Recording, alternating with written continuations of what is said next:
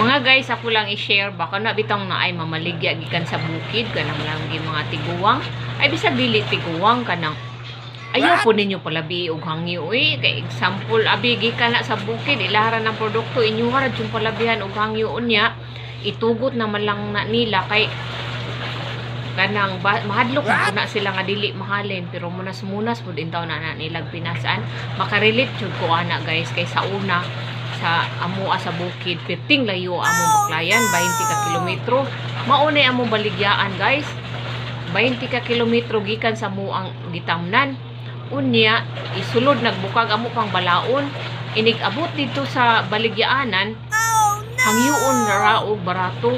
mo na karon makakita bitaw ko nga na naa sa dapit karsada anang gikan sa bukid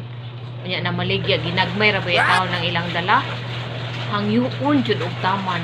ayaw po ninyo palabi o kamo mga consumer ba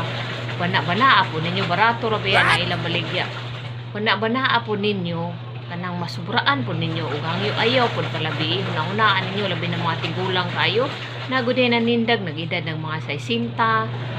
ayaw po ninyo palabi ug hangyo pero tipong luuya o palabian po ninyo kay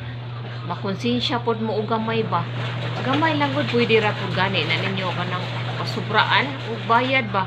kay kinaluoy gud kay luoy pud baya ng mga tigulang na maligya gikan sa bukid makarelate jud ko anak guys kay agi na nako sa una katugoy-guyog pa ko sa akong mama. Thank you for watching guys.